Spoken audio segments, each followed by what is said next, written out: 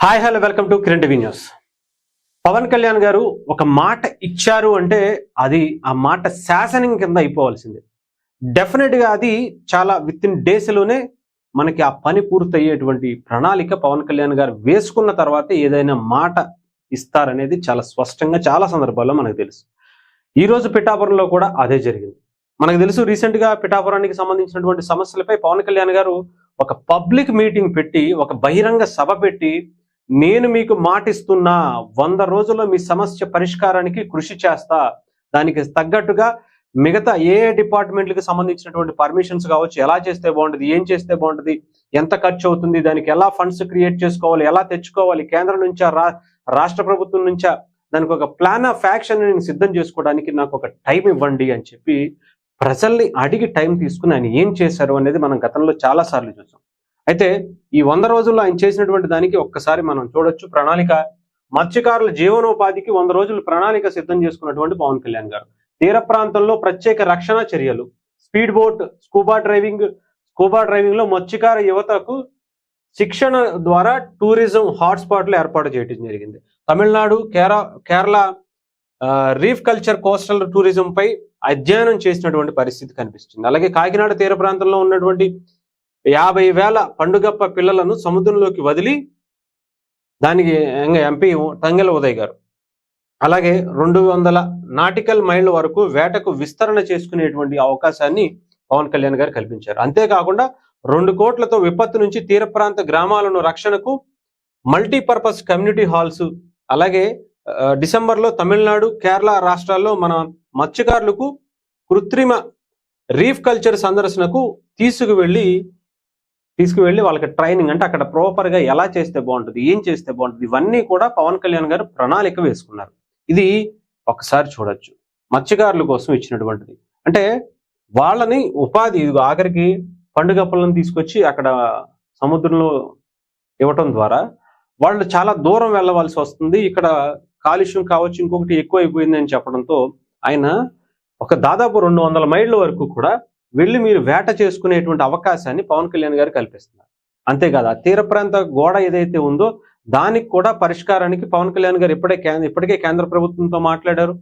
అది చెప్పాలంటే ఎంతో మంది ప్రతి ఒక్కరూ ఎమ్మెల్యే అవుతున్నారు. గతంలో 2024 వరకు కూడా ఎంపీలు అవుతున్నారు, మినిస్టర్లు అయ్యారు, ఎమ్మెల్సీలు అయ్యారు, చాలా చేశారు. బట్ ఆ సమస్యని మాత్రం పట్టించుకున్న నాదుడే లేడని చెప్పాడు. ఆ తీర ప్రాంత కోతకు గురవుతున్నటువంటి గ్రామాలు, రోడ్లు కలిసిపోతున్నాయి, కాలగర్భంలో సముద్ర గర్భంలో కలిసిపోతున్నటువంటి పరిస్థితే ఉంది తప్ప మహా అయితే అక్కడ వెళ్ళిపోయిందా, మీరు ఇక్కడికి రండమ్మా, ఇక్కడికి వచ్చి కట్టుకోండి అని చెప్పడం తప్ప అక్కడ శాశ్వతంగా అడ్డుగోడ వేసేటువంటి పరిస్థితి అయితే ఇప్పటి వరకు చేయలేకపోయారు. ఎవరి వల్ల సాధ్యం కాలేదు. ఇది 100% సత్యం.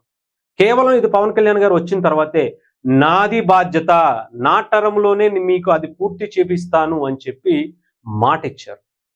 దానికి ఎక్కువ ఖర్చు అవుతుంది అయినా సరే నేను చూసుకుంటా. ఎవరైనా సరే ఇలాంటి మాట ఇవ్వాలంటే దడపడుతుంది. ఎందుకంటే రేపు పొద్దున్న ఎలక్షన్స్కి వెళ్ళాలంటే డెఫినెట్గా ప్రజలు దాని మీద రియాక్ట్ అవుతారు. మనం వాళ్ళని దాన్ని ఫేస్ చేయలేము. అంత డబ్బులు రాష్ట్ర ప్రభుత్వం నుంచి, కేంద్ర ప్రభుత్వం నుంచి తీసుకొచ్చేటువంటి కెపాసిటీ ఎవరికీ ఉండదని చెప్పాలి. మిగతా మంత్రులు కావచ్చు, మిగతా ఎమ్మెల్యేలు కావచ్చు, అంటే నేను ఇప్పుడు ఉన్నటువంటి కాదు, ఇంతకు ముందు 2024 ముందు ఉన్నటువంటి మంత్రులు, ఎమ్మెల్యేలు, ఎంపీలు ఎవరైనా కానివ్వండి.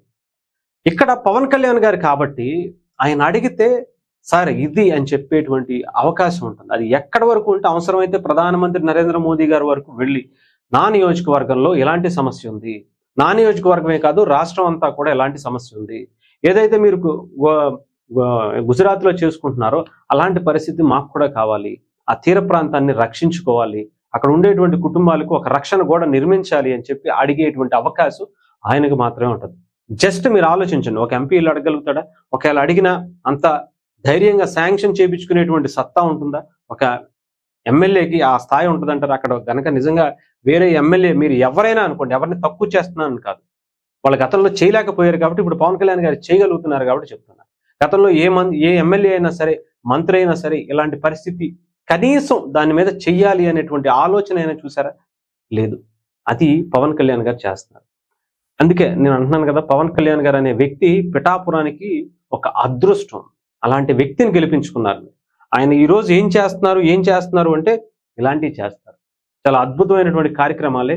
నేను చెప్తున్నాను కదా, మీ జీవితంలో ఇప్పటి వరకు మీరు చూడనటువంటి అద్భుతాన్ని పిఠాపురం ప్రజలకు పవన్ కళ్యాణ్ గారి ద్వారా చూసేటువంటి అవకాశాన్ని కల్పిస్తున్నారు. పిఠాపురం అటు టూరిజంగా కాదు, అటు చేనేత వస్త్రాలకే కాదు, అనేకమైనటువంటి టెంపుల్ సిటీస్కి కావచ్చు, అన్నిటికీ కూడా ఒక హబ్గా, అదొక ప్రత్యేకమైనటువంటి స్థానంగా 2 తెలుగు రాష్ట్రాల్లోనే కాదు, భారతదేశంలోనే, ప్రపంచంలోనే ఒక మల్టిపుల్ హబ్గా, అంటే ఒక పవన్ కళ్యాణ్ అనే ఒక సెంటర్ ఆఫ్ అట్రాక్షన్ అక్కడ పోటీ చేసి గెలిచింది. డెఫినెట్గా అది ప్రపంచం మొత్తం చూస్తుంది.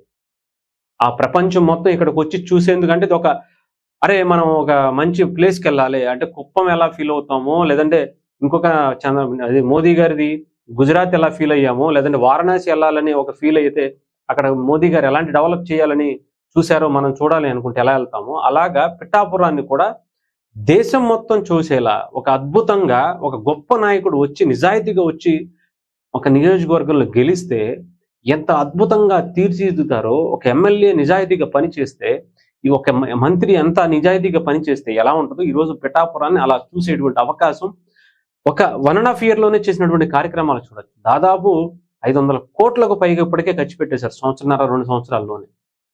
ఇంకా మీరు ఆలోచించండి, ఇంకా 4 సంవత్సరాలు దగ్గర ఉంది. ఈ 4 సంవత్సరాల్లో ఆయన ఏం చేస్తారో మీ ఊహకు కూడా అందదు, అంత అద్భుతంగా. నేను చూశాను, ఇంటికి మధ్య చిన్న గల్లీలు ఉంటాయి మామూలుగా ఈస్ట్ వెస్ట్ గోదావరిలో. అలాంటి గల్లీల్లో కూడా పవన్ కళ్యాణ్ గారు సీసీ రోడ్లు ఏర్పాటు చేస్తున్నారంటే, డ్రైనేజ్ సిస్టమ్ ఏర్పాటు చేస్తున్నారంటే, వాటర్ ఫెసిలిటీ, కరెంటు, ఇలాంటివి అన్నీ కూడా, స్కూల్స్లో ఆర్ఓ వాటర్స్ కావచ్చు, చదువుకునేందుకు ఎవరు ఏ పిల్లలు ఇబ్బంది పడకుండా అనాథ పిల్లలకి తన సొంత జీతాన్ని ఇస్తున్నటువంటి వ్యక్తి కావచ్చు. ఈ వాట్ నాట్, అసలు మీరు నిజంగా చెప్తున్నాను కదా, పిఠాపురం ప్రజలు పెట్టి పుట్టారంతే పవన్ కళ్యాణ్ గారు అక్కడ పోటీ చేసి గెలిపించుకున్న తర్వాత మీరు ఇంకా హ్యాపీగా ఫీల్ అవ్వచ్చు, అంత బాగా చూసుకుంటారు ఆయన.